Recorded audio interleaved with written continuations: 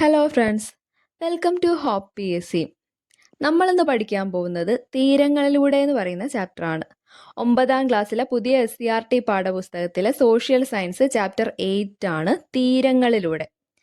ജോഗ്രഫിയിൽ നമ്മളെ അവസാനത്തെ ചാപ്റ്ററാണ്. പിന്നെയാണെങ്കിൽ രണ്ടാമത്തെ പാഠപുസ്തകത്തിൽ, അതായത് സോഷ്യൽ സയൻസ് സെക്കൻഡിലെ ലാസ്റ്റ് ചാപ്റ്ററാണ് ചാപ്റ്റർ 8 തീരങ്ങളിലൂടെ. ഇതിൽ മെയിനായിട്ടും തീരപ്രദേശത്തിനെ കുറിച്ച്, ഇന്ത്യൻ്റെ തീരപ്രദേശത്തിനെ കുറിച്ചിട്ടും ദ്വീപസമൂഹങ്ങളെ കുറിച്ചിട്ടും ഒക്കെയാണ് പഠിക്കാനുള്ളത്. നമ്മൾ 1 by 1 ആയിട്ട് ഇന്ത്യൻ്റെ ഭൂപ്രകൃതി വിഭാഗങ്ങളെ ഓരോന്നോരോന്ന് പഠിച്ചു വന്നതാണ്.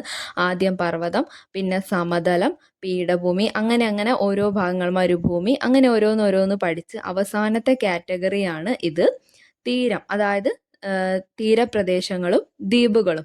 അതിനെ കുറിച്ചിട്ടാണ് ഈ ഒരു ചാപ്റ്ററിൽ എക്സ്പ്ലെയിൻ ചെയ്യുന്നത്. മെയിനായിട്ടും PSC ചോദിക്കുന്ന ക്വസ്റ്റ്യൻസ് തന്നെയാണ് ഇതിൽ കുറേ എണ്ണം റിപ്പീറ്റ് ചെയ്ത് വരുന്നത്. PSCൻ്റെ ഒരു ഇഷ്ടപ്പെട്ട മേഖല തന്നെയാണെന്ന് പറയാം. ഫസ്റ്റ് തന്നെ ഈ ചാപ്റ്ററിൽ ഇങ്ങനെയൊരു കോട്ടിങ്സ് ആണ് കൊടുത്തിട്ടുള്ളത്. ഇതെന്ന് വെച്ചാൽ കോട്ടിങ്സ്, ഇത് ഒരു ചരിത്ര പുസ്തകത്തിൻ്റെ ഒരു പേജാണ്. ആ പേജിൽ ഇങ്ങനെയാണ് പറയുന്നത്: രാത്രി മുഴുവൻ പുറംകടലിൽ നങ്കൂരമിട്ട് കിടന്നതിനു ശേഷം അടുത്ത ദിവസം കപ്പിത്താൻ വീണ്ടും കപ്പൽ തീരത്തേക്ക് അടുപ്പിച്ചു. ആഗസ്റ്റ് 30 ഉച്ചയ്ക്ക് ശേഷം തീരത്തിന് സമാന്തരമായി കടൽക്കാറ്റുകളെ ആശ്രയിച്ച് യാത്ര തുടങ്ങിയ ഗാമയുടെ പായ്ക്കപ്പലുകളെ ശക്തിയായി ആഞ്ഞടിച്ച ഒരു ചുഴലിക്കാറ്റ് പുറംകടലിലേക്ക് കൊണ്ടുപോയി. ഇത് കംപ്ലീറ്റ് ഞാൻ വായിക്കുന്നില്ല, നിങ്ങൾ ജസ്റ്റ് വായിച്ച് വെച്ചേക്കാം. ഈ ഒരു സെന്റൻസ് ഒക്കെ വരുന്നത് ഏത് പുസ്തകത്തിലാണ്? A journal of the first voyage of Vasco da Gama എന്ന് പറയുന്ന ഒരു ഹിസ്റ്ററി ബുക്കിന്റെ അകത്തുള്ള ലൈൻസ് ആണ്. ഓക്കെ, ഇത് അതിൻ്റെ മലയാളം പരിഭാഷയാണ് ഇത്. Okay, A journal of the first voyage of Vasco da gamma എന്ന പുസ്തകം പ്രസിദ്ധീകരിച്ചത് ഹോക്ലൂട്ട് സൊസൈറ്റി ആണ്. ഹോക്ലൂട്ട് സൊസൈറ്റി സമുദ്ര സഞ്ചാര രേഖകളൊക്കെ ശേഖരിച്ച് പ്രസിദ്ധീകരിക്കുന്ന ഒരു സ്ഥാപനമാണിത്, ഹാക്ലൂട്ട് സൊസൈറ്റി. ഓക്കെ, വാസ്കോഡ ഗാമയുടെ യാത്ര യൂറോപ്യന്മാർക്ക് മലബാർ തീരത്തേക്ക് ഒരു സമുദ്രമാർഗം നൽകി. നമുക്കറിയാം അല്ലേ, വാസ്കോഡ ഗാമയാണ് ആദ്യമായിട്ട് വന്നത്. വാസ്കോഡ ഗാമയുടെ ആഗമനത്തെ ഏഷ്യയുടെ ചരിത്രത്തിലെ വാസ്കോഡ ഗാമ യുഗത്തിന്റെ തുടക്കം എന്ന് അഭിപ്രായപ്പെട്ട ചരിത്രകാരനാണ് സർദാർ KM പണിക്കർ. സർദാർ KM പണിക്കർ പറയാണ് വാസ്കോഡ ഗാമ യുഗത്തിന്റെ തുടക്കം ആണ് ഇത് എന്ന്, ഏഷ്യയിലേക്ക് വന്നത്. ഓക്കെ, ഇനി താഴ്ത്തപ്പെട്ട തീരവും ഉയർത്തപ്പെട്ട തീരവും എന്താണെന്നൊന്ന് പഠിക്കാട്ടോ. തീരപ്രദേശങ്ങളിൽ ഉത്ഥാനം, അതായത് അപ്ലിഫ്റ്റ്മെന്റ് പോലുള്ള ഭൗമ പ്രവർത്തനങ്ങളാൽ തീരപ്രദേശത്തെ കരഭാഗം ഉയരുകയോ സമുദ്രനിരപ്പ് താഴുകയോ ചെയ്യുന്നു. ഈ ചിത്രത്തിൽ നോക്കാം, ജസ്റ്റ് കാണുമ്പോൾ തന്നെ നമുക്ക് മനസ്സിലാവും എന്താണ് ഉയരുന്നത്. ഈ തീരപ്രദേശങ്ങളിൽ കരഭാഗം ഉയർന്നു വരിക, സമുദ്രനിരപ്പ് താഴുക. മനസ്സിലായല്ലോ? കടല് പിൻവാങ്ങി രൂപപ്പെടുന്ന തീരങ്ങളാണ് ഉയർത്തപ്പെട്ട തീരങ്ങൾ, എമേർജ്ഡ് കോസ്റ്റ് എന്ന് പറയുന്നത്. ഉത്ഥാനത്തിന്റെ ഫലമായാണ് ഉയർത്തപ്പെട്ട തീരങ്ങൾ ഉണ്ടാകുന്നത്. ഓക്കെ ആണല്ലോ. ഇനി അവതലനം നോക്കാം. അവതലനം അതായത് താഴ്ത്തപ്പെട്ട തീരങ്ങൾ നോക്കാം. അവതലനം പോലുള്ള ഭൗമപ്രവർത്തനങ്ങൾ നടക്കുമ്പോൾ തീരപ്രദേശത്തുള്ള കരഭാഗം താഴുകയോ സമുദ്രത്തിലെ ജലനിരപ്പ് ഉയരുകയോ ചെയ്യുന്നു. കരയിലേക്ക് കടൽ കയറി രൂപപ്പെടുന്ന തീരങ്ങളാണ് താഴ്ത്തപ്പെട്ട തീരങ്ങൾ. ഓക്കെ, താഴ്ത്തപ്പെട്ട തീരങ്ങൾ രൂപപ്പെടാൻ കാരണം അവതലന പ്രക്രിയയാണ്. അപ്പോൾ ഉത്ഥാനം വഴിയാണ് ഉയർത്തപ്പെട്ട തീരങ്ങൾ ഉണ്ടാവുന്നത്. ഊ കണക്ട് ചെയ്താൽ മതി. പിന്നെ താഴ്ത്തപ്പെട്ട തീരങ്ങൾ എങ്ങനെയാണ് ഉണ്ടാവുന്നത്? അത് അവതലന പ്രക്രിയ വഴിയാണ്. ഓക്കെ, താഴ്ത്തപ്പെട്ട തീരം എന്ന് പറയുമ്പോൾ എന്താണ്? കരയിലേക്ക് കടൽ കയറി വരുന്നതാണ്. എന്നാൽ തീരപ്രദേശങ്ങൾ ഉത്ഥാനമൊക്കെ നടന്നിട്ട് കരഭാഗം ഉയർന്നുയർന്നു വരുന്നതിനെയാണ് ഉയർത്തപ്പെട്ട തീരങ്ങൾ എന്ന് പറയുന്നത്. സെറ്റാണല്ലോ. ഇനി തീരസമതലം നോക്കാം കേട്ടോ. കോസ്റ്റൽ പ്ലെയിൻ നമുക്ക് പഠിക്കാം. ഇന്ത്യയിലെ ഭൂപ്രകൃതി വിഭാഗങ്ങളിൽ ഒന്നായ തീരസമതലം ഏറെ ജനനിബിഡമാണ്. തീരസമതലത്തിലെ ജനവാസത്തിന് അനുയോജ്യമായ ഘടകങ്ങളാണ് സമതല ഭൂപ്രകൃതി, അനുയോജ്യ കാലാവസ്ഥ, ജലലഭ്യത. ഓക്കെ, ഇത് നമുക്കറിയാം. എല്ലാ സ്ഥലങ്ങളിലാണെങ്കിലും ഈ ഘടകങ്ങളെയൊക്കെ ആശ്രയിച്ചിരിക്കും അവിടെയുള്ള ജനജീവിതം, ആൾക്കാർ എത്രത്തോളം തിങ്ങി താമസിക്കുന്നുണ്ട് എന്നുള്ളത്. ഓക്കെ, ഇന്ത്യയുടെ ഏകദേശ തീരദേശ ദൈർഘ്യം എന്ന് പറയുന്നത് 7517 കിലോമീറ്റേഴ്സ് ആണ്. ഓർത്ത് വെച്ചേക്കുക, 7517 കിലോമീറ്റർ. 7517 കിലോമീറ്റർ ആണ് ഇന്ത്യയുടെ ഏകദേശ തീരദൈർഘ്യം. ടെക്സ്റ്റ് ബുക്കിലുള്ളതാണ്, പഠിച്ചു വെച്ചേക്കുക. ഇങ്ങനത്തെ നമ്പേഴ്സൊക്കെ നമ്മളോട് PSC ചോദിക്കാറുണ്ട്. ഓക്കെ, ഇനി സ്ഥാനം, ഭൂപ്രകൃതി എന്നിവയുടെ അടിസ്ഥാനത്തിൽ ഇന്ത്യൻ തീരസമതലത്തെ രണ്ടായാണ് തിരിക്കുന്നത്. ഒന്ന് പടിഞ്ഞാറൻ തീരസമതലം, ഒന്ന് കിഴക്കൻ തീരസമതലം. നമുക്കറിയാം അല്ലെ, ഇങ്ങനെ ഒരു വി ഷേപ്പിലാണ് ഇന്ത്യയുടെ താഴെഭാഗം കിടക്കുന്നത്. അത് പടിഞ്ഞാറ് ഭാഗം, കിഴക്ക് ഭാഗം എന്നിങ്ങനെ രണ്ട് തീരസമതലമായിട്ട് നമുക്ക് തിരിക്കാമെന്ന് പഠിച്ചു വെച്ചേക്കാം. നമുക്ക് കണ്ടാൽ തന്നെ അറിയാം, രണ്ട് ഭാഗങ്ങളായിട്ടല്ലേ തിരിക്കാൻ പറ്റുള്ളൂ, രണ്ട് ഭാഗങ്ങളല്ലേ ഉള്ളത്. ഇനി പടിഞ്ഞാറൻ തീരസമതലത്തിലേക്ക് കടക്കാം. വെസ്റ്റേൺ കോസ്റ്റൽ പ്ലെയിൻ ഉപദ്വീപീയ പീഠഭൂമിക്ക് അറബിക്കടലിനും ഇടയ്ക്ക് സ്ഥിതി ചെയ്യുന്ന ഇടുങ്ങിയ ഭൂപ്രദേശമാണ് പടിഞ്ഞാറൻ തീരസമതലം. നമ്മളൊക്കെ ഉൾപ്പെടുന്ന ഈ പടിഞ്ഞാറൻ തീരസമതലത്തിലാ കേരളത്തിന്റെ തീരമൊക്കെ ഉൾപ്പെടുന്നത് കേട്ടോ.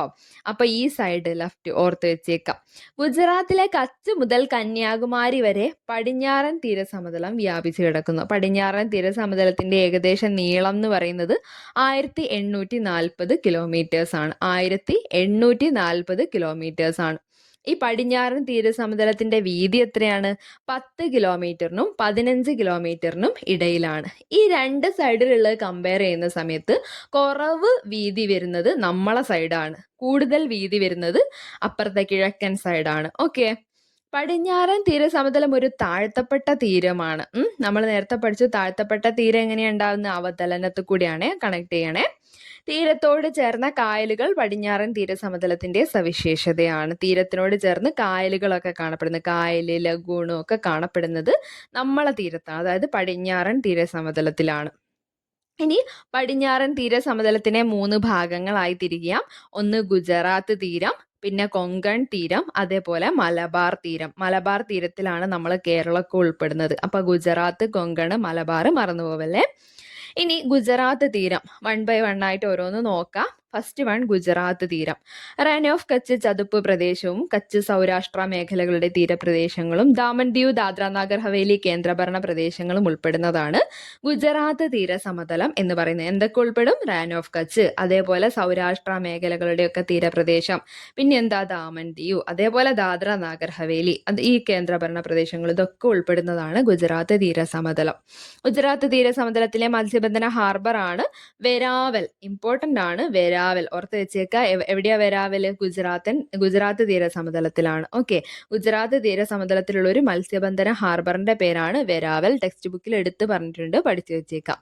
ഇനി സബർമതി, മാഹി തുടങ്ങിയ നദികളുടെ എക്കൽ നിക്ഷേപ ഫലമായാണ് ഗുജറാത്ത് തീരസമതലം ഉണ്ടായിട്ടുള്ളത്. രൂപപ്പെടാൻ കാരണമായിട്ടുള്ള 2 നദികളാണ് സബർമതി, മാഹി. സെറ്റാണല്ലോ. ഇനി വലുതും ചെറുതുമായ ദ്വീപുകൾ, ഉപദ്വീപുകൾ, കടലിടുക്കുകൾ, ചതുപ്പ് നിലങ്ങൾ, വേലിയേറ്റ ചാലുകൾ, കുന്നുകൾ തുടങ്ങിയവ ഗുജറാത്ത് തീരസമതലത്തിന്റെ പ്രത്യേകതയാണ്. ഇതൊരു സവിശേഷതയാണ്. ഒരുപാട് ദ്വീപുകൾ കാണപ്പെടുന്ന സ്ഥലമാണ്. കപ്പലുകളുടെ ശവപ്പറമ്പ് എന്നറിയപ്പെടുന്ന അലാങ് ഗുജറാത്ത് തീരസമതലത്തിലുള്ള ഒരു സ്ഥലമാണ്. അലാങ് ഓർത്ത് വെച്ചേക്ക. കപ്പലുകളുടെ ശവപ്പറമ്പ്, ഇത് പ്രീവിയസ് ക്വസ്റ്റ്യൻ ആണ്. കപ്പലുകളുടെ ശവപ്പറമ്പ് എന്നറിയപ്പെടുന്നത് അലാങ്. ഓക്കെ, ഇനി ഗുജറാത്ത് തീരസമതലത്തിലെ പരുത്തി വ്യവസായ കേന്ദ്രങ്ങളാണ് സൂററ്റ്, വഡോദര. 2 സ്ഥലങ്ങളുണ്ട്, സൂററ്റും വഡോദരയും. ഈ 2 സ്ഥലങ്ങളിൽ നിന്നും കോട്ടൺ കയറ്റുമതി ചെയ്യുന്നുണ്ട്. ഓക്കെ, ഗുജറാത്ത് തീരസമതലത്തിലുള്ള പരുത്തി വ്യവസായ കേന്ദ്രങ്ങളാണ് സൂററ്റ്, വഡോദര. സെറ്റല്ലേ. ഇനി ചരിത്ര പ്രാധാന്യമുള്ള ദണ്ഡി കടപ്പുറവും അതേപോലെ ഉപ്പുപാടങ്ങളും ഗുജറാത്ത് തീരസമതലത്തിന്റെ ഭാഗമാണ്. ഏതൊക്കെയാ? ദണ്ഡി കടപ്പുറം, അതേപോലെ ഉപ്പുപാടങ്ങൾ കാണപ്പെടുന്ന ഒരുപാട് ഉപ്പളങ്ങളൊക്കെ ഉണ്ട്. ഓക്കെ, ഇനി റാൻ ഓഫ് കച്ചിനെ കുറിച്ച് മാത്രം നമുക്കൊന്ന് എടുത്ത് സെപ്പറേറ്റ് പഠിക്കാം. എവിടെയാ റാൻ ഓഫ് കച്ച്? ഗുജറാത്തിൽ അല്ലെ. ഇന്ത്യ പാക് അതിർത്തി പ്രദേശമായ കച്ചിലെ ഒരു ലവണ ചതുപ്പ് നിലമാണ് റാൻ ഓഫ് കച്ച്. ഗുജറാത്തി ഭാഷയിൽ റാൻ എന്ന് പറഞ്ഞാൽ മരുഭൂമി എന്നാണ് മീനിങ്. ഗുജറാത്തി ഭാഷയാണ്. എപ്പോഴും നമ്മൾ ഗ്രീക്ക്, ലാറ്റിന്, അത് ഒക്കെയാണ് കേൾക്കുക. അപ്പൊ ഇതൊന്ന് സെപ്പറേറ്റ് പഠിച്ചു വെച്ചേക്കുക. ഗുജറാത്തി ഭാഷയാണ്, ഗുജറാത്തിലുള്ള ഒരു സ്ഥലമല്ലേ, അപ്പൊ ഗുജറാത്തി ഭാഷ ഏതായിരിക്കില്ലേ, അങ്ങനെ കണക്ട് ചെയ്താൽ മതി. ഗുജറാത്തി ഭാഷയിൽ റാൻ എന്നാൽ മരുഭൂമി എന്നാണ് അർത്ഥം. ഓക്കെ, ഇനി മഴക്കാലങ്ങളിൽ വെള്ളക്കെട്ടുകളായി രൂപപ്പെടുകയും മഴ മാറുന്നതോടെ വരണ്ട ലവണ മരുഭൂമിയായി മാറുകയും ചെയ്യുന്ന ഒരു പ്രദേശമാണ് റാൻ ഓഫ് കച്ച്. അപ്പൊ മഴക്കാലത്ത് തോനെ വെള്ളമുണ്ട്, വെള്ളക്കെട്ടും ഒക്കെ ഉണ്ട്. പക്ഷെ അത് ഉണങ്ങിപ്പോയി കഴിഞ്ഞാൽ ഈ വരൾച്ച കാലഘട്ടത്തിൽ വരണ്ട ലവണ മരുഭൂമിയായി അത് മാറുകയും ചെയ്യും. ഓക്കെ, ഇതിന്റെ ഏകദേശ വിസ്തൃതി 2600 26,000 ചതുരശ്ര കിലോമീറ്റേഴ്സ് ആണ്. 26,000 ചതുരശ്ര കിലോമീറ്റേഴ്സ് ആണ് റാൻ ഓഫ് കച്ചിന്റെ വിസ്തൃതി എന്ന് പറയുന്നത്. റാൻ ഓഫ് കച്ചിന് ഗ്രേറ്റർ റാൻ, ലിറ്റിൽ റാൻ എന്നിങ്ങനെ 2 ഭാഗങ്ങളുണ്ട്. ഗ്രേറ്റർ റാൻ, ലിറ്റിൽ റാൻ എന്നിങ്ങനെ 2 ഭാഗങ്ങളുണ്ട്. നവംബർ മുതൽ ഫെബ്രുവരി വരെ നീണ്ടു നിൽക്കുന്ന റാൻ ഉത്സവം പ്രധാനപ്പെട്ട ഒരു ആഘോഷമാണ്. റാൻ ഉത്സവം എന്ന് പറഞ്ഞൊരു സംഭവം ഉണ്ട് കേട്ടോ. അത് ഏത് മാസം മുതലാ? നവംബർ മുതൽ ഫെബ്രുവരി വരെ ഉണ്ടാവും. ഇനി നമുക്ക് കൊങ്കൺ തീരം പഠിക്കാം. ഗുജറാത്ത് തീരസമതലത്തിന് തെക്ക് ഭാഗത്തായിട്ട് ദാമൻ മുതൽ ഗോവ വരെ വ്യാപിച്ചിരിക്കുന്ന തീരസമതലത്തിനെയാണ് കൊങ്കൺ തീരം എന്ന് വിളിക്കുന്നത്. എവിടെ മുതലാ? ദാമൻ മുതൽ എവിടെ വരെ? ഗോവ വരെ. ഓക്കെ, ദാമൻ മുതൽ ഗോവ വരെയാണ് കൊങ്കൺ തീരം. കൊങ്കൺ തീരസമതലം വ്യാപിച്ചിരിക്കുന്ന സംസ്ഥാനങ്ങൾ പറയുകയാണെങ്കിൽ ആകെ 2 സംസ്ഥാനമാണ്, മഹാരാഷ്ട്രയും ഗോവയുമാണ്. കൊങ്കൺ തീരത്തിന്റെ ഏകദേശ നീളം എന്ന് പറയുന്നത് 500 കിലോമീറ്റേഴ്സ് ആണ്. 500 കിലോമീറ്റേഴ്സ് ആണ് കൊങ്കൺ തീരത്തിന്റെ ഏകദേശ നീളം. നമ്മൾ ടോട്ടൽ പഠിച്ചത് 1840 ആണ്.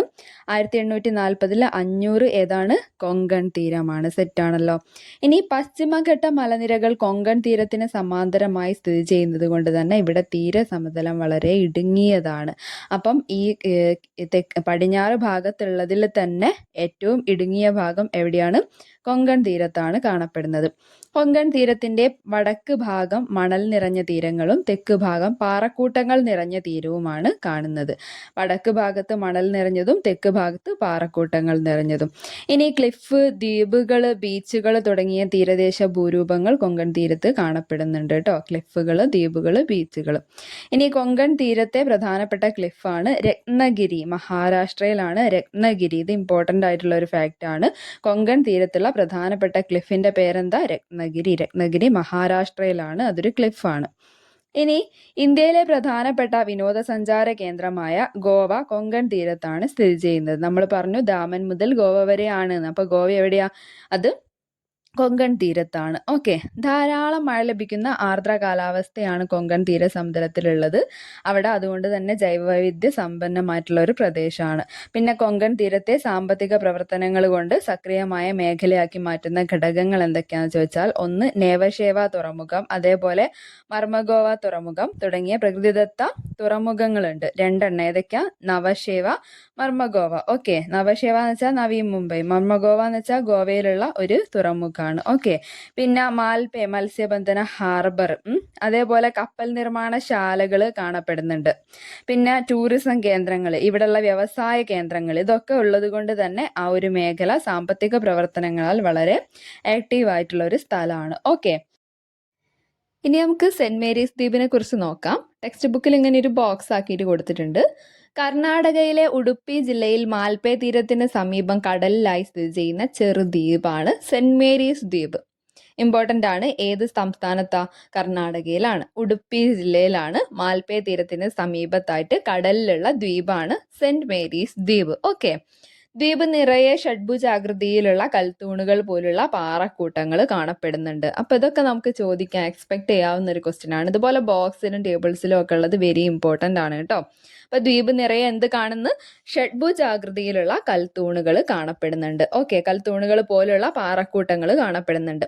ഇത് ഏകദേശം 88 ദശലക്ഷം വർഷങ്ങൾക്ക് മുമ്പ് സംഭവിച്ചിട്ടുള്ള ഒരു അഗ്നിപർവ്വത സ്ഫോടനത്തിലൂടെയാണ് ഈ ഒരു ഇത് ഉണ്ടായിട്ടുള്ളത്. അതായത് അന്നപ്പോൾ പുറത്ത് വന്നിട്ടുള്ള ലാവ തണുത്തിട്ടാണ് ഈ ഒരു രൂപങ്ങൾ ഉണ്ടായി വന്നിട്ടുള്ളത് എന്നാണ് പറയുന്നത്. ഓക്കെ, കോളംനാർ ജോയിൻസ് എന്ന ജിയോളജിയ ശിലാമാതൃകയാണ് ഇത്. Okay, columnar joints. ഇനി സെന്റ് മേരീസ് ദ്വീപ് പ്രധാനപ്പെട്ട ഒരു വിനോദസഞ്ചാര കേന്ദ്രം കൂടിയാണ് കേട്ടോ. ഏത് സംസ്ഥാനത്താ? കർണാടകയിൽ. ഓക്കെ, സെറ്റല്ലേ. ഇനി മലബാർ തീരം. മംഗലാപുരം മുതൽ കന്യാകുമാരി വരെ മലബാർ തീരം വ്യാപിച്ച് കിടക്കുന്നുണ്ട്. മലബാർ തീരം വ്യാപിച്ചിരിക്കുന്ന സംസ്ഥാനങ്ങൾ പറയുകയാണെങ്കിൽ കേരള, കർണാടക, തമിഴ്നാട്. ഓക്കെ, കന്യാകുമാരി വരെയാണ് വ്യാപിച്ച് കിടക്കുന്നത്. മലബാർ തീരത്തിന്റെ ഏകദേശ ദൈർഘ്യം 580 കിലോമീറ്റർ ആണ്. നമ്മളെ കേരളത്തിൽ തീരപ്രദേശം ചോദിച്ചാൽ ഏകദേശം ഈ ദൂരം തന്നെയല്ലേ, 580. ഓക്കെ, 580 കിലോമീറ്റർ ആണ് മലബാർ തീരം, അത് പറഞ്ഞാൽ മതി. ഓക്കെ, ഇനി കൊങ്കൺ തീരത്തേക്കാൾ വീതി കൂടുതലാണ് മലബാർ തീരത്തിനുള്ളത്. കൊങ്കൺ തീരത്തിനേക്കാൾ കുറച്ചും കൂടി വീതി ഉള്ളതാണ് നമ്മളെ തീരം. അതായത് മലബാർ തീരം എന്ന് പറയുന്നത് കുറച്ച് വീതി കൂടുതലുള്ളതാണ്. ക്ലിഫുകൾ, കടൽ സ്തംഭങ്ങൾ, ബീച്ചുകൾ, അഴിമുഖങ്ങൾ, പൊഴികൾ തുടങ്ങിയ തീരഭൂരൂപങ്ങൾ മലബാർ തീരത്ത് കാണപ്പെടുന്നുണ്ട്. കായലുകളും മലബാർ തീരത്തിന്റെ സവിശേഷതകളാണ്. പിന്നെ മലബാർ തീരത്തുള്ള ഏറ്റവും വലിയ കായലാണ് വേമ്പനാട്ട് കായൽ. നമുക്കറിയാം ആലപ്പുഴ, കോട്ടയം, എറണാകുളം ജില്ലകളിലായിട്ടാണ് വ്യാപിച്ചിരിക്കുന്നത്. ഇത് ഒരുപാട് വട്ടം പ്രീവിയസ് ക്വസ്റ്റ്യൻ ആണ്. ഏതൊക്കെ ജില്ലകളിലായിട്ടാണ് വേമ്പനാട്ട് കായൽ ഉള്ളത് എന്ന്? ആലപ്പുഴ, കോട്ടയം, എറണാകുളം. ഇനി ഇവിടുത്തെ ജലഗതാഗതം പറയുകയാണെങ്കിൽ കായലുകളും തടാകങ്ങളും കനാലുകൾ വഴി ബന്ധിപ്പിച്ചിട്ട് മലബാർ തീരത്ത് ഒരുപാട് ജലഗതാഗത മാർഗങ്ങളുണ്ട്, അതായത് ജലഗതാഗതം സാധ്യമാക്കുന്നുണ്ട്. പിന്നെ കേരളത്തിൽ തൃശ്ശൂരിലുള്ള കോട്ടപ്പുറത്തിനെയും പിന്നെ കൊല്ലത്തിനെയും ബന്ധിപ്പിക്കുന്ന ദേശീയ ജലപാതയാണ് NW3. NW3 എക്സ്റ്റെൻഡ് ചെയ്തിട്ട് കോഴിക്കോട് വരെ ആക്കിയിട്ടുണ്ട് എന്നുള്ളതൊക്കെ ഒരുപാട് വട്ടം PSC ചോദിച്ചാൽ 2025 വരെ PSCന്റെ പ്രിയപ്പെട്ട ക്വസ്റ്റ്യൻ ആണ് NW3നെ കുറിച്ചിട്ടുള്ളത്. കേരളത്തിൽ തൃശ്ശൂരിലുള്ള കോട്ടപ്പുറത്തെയും കൊല്ലത്തെയും ബന്ധിപ്പിക്കുന്ന ദേശീയ ജലപാതയാണ്. അത് എക്സ്റ്റെൻഡ് ചെയ്തത് കോഴിക്കോട് വരെയാണ്. അപ്പോൾ കൊല്ലം മുതൽ കോഴിക്കോട് വരെയാണ് NW3 ഇപ്പോൾ ഉള്ളത്. ഓക്കെ, ഇനി മലബാർ തീരത്തെ പ്രധാനപ്പെട്ട ക്ലിഫുകൾ പറയുകയാണെങ്കിൽ വർക്കല ക്ലിഫ് ഉണ്ട്. വർക്കല ക്ലിഫ് എല്ലാവർക്കും പരിചയമുള്ളതായിരിക്കും. അതുകൂടാണ്ട് 2 എണ്ണം കൂടി ഉണ്ട്, ഏഴിമല, ബേക്കൽ. ഇമ്പോർട്ടൻ്റ് ആണ്. എവിടേക്കാണ് ക്ലിഫുകൾ കാണപ്പെടുന്നത് വെച്ചാൽ വർക്കലയിലുണ്ട്, അതേപോലെ ഏഴിമല, പിന്നെ ബേക്കൽ. ഏഴിമല എവിടെയാ? കണ്ണൂരാണ്. ബേക്കൽ കാസർഗോഡാണ്. വർക്കല തിരുവനന്തപുരത്താണ്, അറിയാലോ.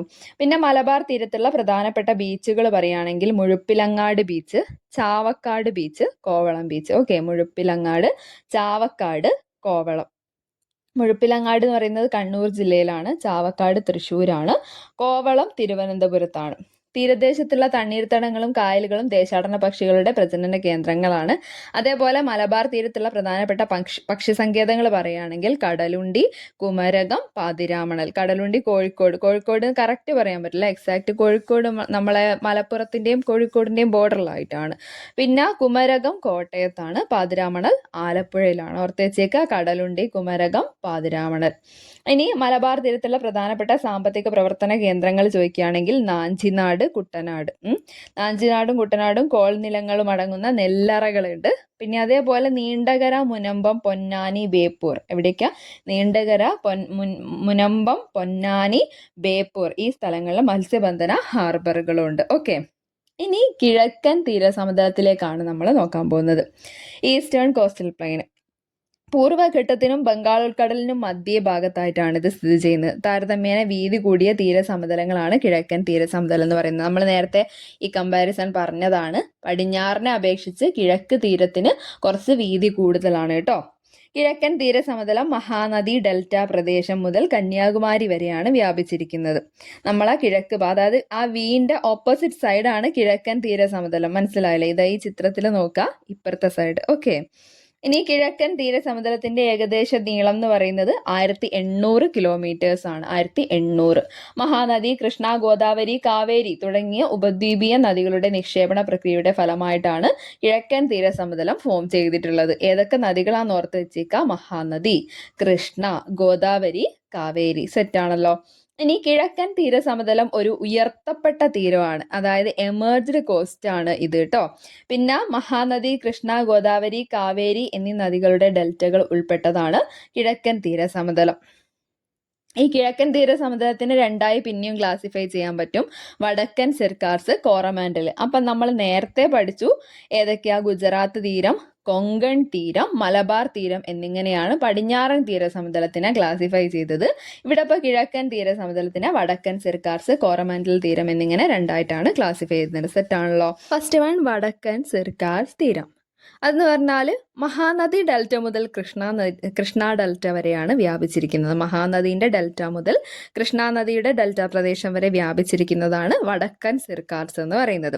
ഒഡീഷ, ആന്ധ്രാപ്രദേശ് എന്നീ സംസ്ഥാനങ്ങളിലായിട്ടാണ് ഇത് വ്യാപിച്ചിരിക്കുന്നത്. ഒഡീഷയിൽ വടക്കൻ സിർക്കാർസ് തീരം അറിയപ്പെടുന്ന വേറൊരു പേര് കൂടി ഉണ്ട്, ഇമ്പോർട്ടൻ്റ് ആണ്, PSC പ്രീവിയസ് ക്വസ്റ്റ്യൻ ആണ്. ഉത്കൽ സമതലം.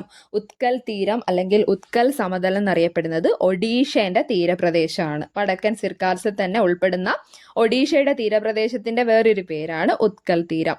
ഓക്കെ, ആന്ധ്രാപ്രദേശ് വടക്കൻ സിർക്കാർസ് തീരം അറിയപ്പെടുന്നത് ആന്ധ്ര സമതലം എന്നാണ്. അതേപോലെ മഹാനദി, ഗോദാവരി, കൃഷ്ണ എന്നീ നദികളുടെ ഡെൽറ്റ നിക്ഷേപങ്ങൾ കൊണ്ടാണ് വടക്കൻ സിർക്കാർസ് തീരം ഫോം ചെയ്തിട്ടുള്ളത് എന്നുള്ളത് ഓർക്കാം.